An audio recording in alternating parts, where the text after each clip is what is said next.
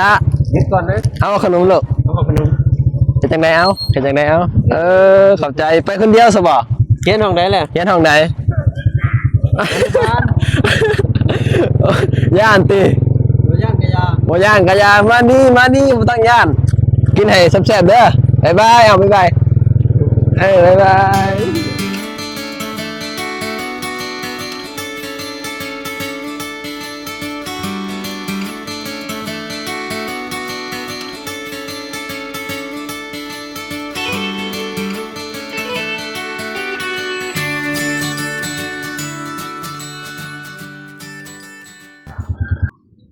สบายดีพ่อพี่น้องสวัสดีพ่อแม่พี่น้องทางฝั่งไทยนำครับผมบรรยากาศอยู่ตามชนบทสปปลาวหนาวพี่น้องบ้านเฮาเนาะเวลาหนาวก็หนาวแท้หนาวว่าเบิ่งแน่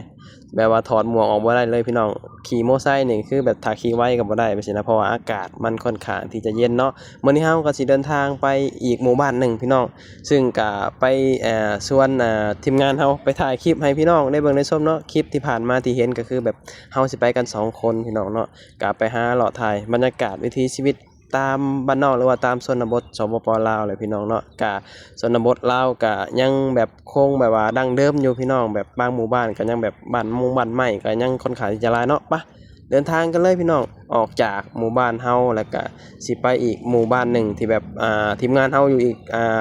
หมู่บ้านหนึ่งนะพี่น้องเนาะอันนี้เฮาต้องบอกก่อนว่าคือครอบครัวเฮานี่มีนาอยู่อีกหมู่บ้านหนึ่งพี่น้องซึ่งทวดเพิ่นได้แบบว่า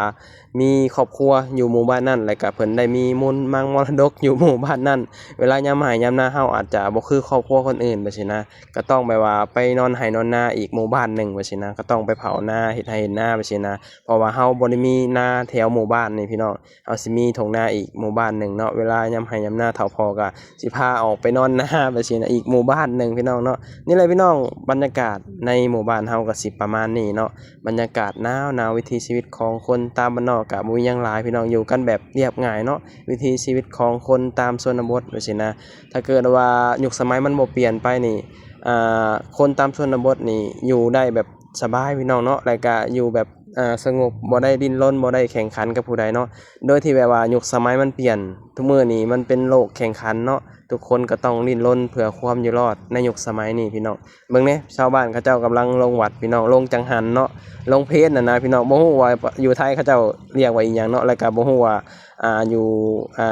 แถวภาคอีสานเป็นแบบสิบ่นะเวลายามมื้อเช้าเขาเจ้าก็สิลงจังหันลงเพลแบบว่าเขาเอิ้นว่าจังได๋แบบ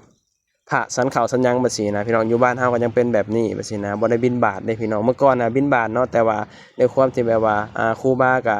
บ่หลายองค์บัดซี้นะเพิ่นก็เลยชาวบ้านเลยบ่ให้บิณฑบาตก็เลยแบบลงแบบก็เลยเลือกที่จะให้ชาวบ้านนี่ลงวัดเอาแบบสิยามมื้อเช้าแล้วก็ตอนเที่ยงพี่น้องประมาณนั้นเนาะชีวิตของคนตามชนบทก็สิประมาณนั้นเนาะบ้านเฮาก็สามบ้านเฮาแหละพี่น้องก็บ่ได้มีหยังมากมายเนาะคือหยังเขาเว้าแหละช่วงนี้มันก็ช่วงหน้าแล้งมันก็สิเงียบเหงาแน่เพราะว่าผู้คนหนุ่มคนสาวเขาบ่ค่อยได้อยู่บ้านอยู่หยังกันเด้พี่น้องส่วนหลายก็สิออกไปหาเงินหาทองส่วนหลายก็สิไปหาเงินอยู่ที่ประเทศไทยหลายในหมู่บ้านเฮาเนาะไปกันทุกครอบครัวเลยแหละพี่น้องในหมู่บ้านเฮาเนาะบางครอบครัวมีอยู่5-6คนนี่ก็ไปแล้วพี่น้อง4-5คนแบบนี้นะส่วนหลายเขาสิบ่ค่อยได้อยู่บ้านอยู่หยังกันแบบว่าคือยุคสมัยมันเปลี่ยนเนาะเฮาอยู่บ้านนี่มันอยู่บ่ได้ดอกพี่น้องการที่เฮาบ่มีเงินมันบ่สามารถที่จะใช้ชีวิตได้บ่สามารถที่จะแบบว่าดำเนินการแบบว่าเป็นอยู่ได้แบบนี้นะครอบครัวนู่นนี่นั่นหลายสิ่งหลายอย่างพี่น้องการเฮ็ดไร่เฮ็ดนาถ้าบ่มีเงินมันก็เฮ็ดบ่ได้ในยุคสมัยนี้เพราะว่ามันมีแต่ใช้เครื่องจักรใช้น้ำมันบ่คือรุ่นพ่อรุ่นแม่เฮาใช้งัวใช้ควายไถไร่ไถนาเนาะนั่นแหละพี่น้องนี่ตกยามแล้งมาก็สิประมาณนี้เขาเจ้าก็ชาวบ้านเขาเจ้าก็สิเฮ็ดหัวเฮ็ดสวนปลูกพริกปลูกผักอิหยังแบบนี้นะพอได้อยู่ได้กินพี่น้องได้ขายก็บ่ค่อยหลายดอกก็พอได้แบบค่าน้ำค่าไฟในครอบครัวแบบนี้นะประมาณนั้นพี่น้องป้าเฮาก็สิลัดไปได้บาดนี้พี่น้องนี่คือทางลัดไปเนาะเบิ่งคลิปกันยาวๆพี่น้องเฮาก็สิปิดคลิปประมาณนี้แล้วนะขอบคุณพี่น้องหลายเด้อที่เสียสละเวลาเข้ามาเบิ่งมาชมตอนนี้เฮาก็สิได้ถ่าย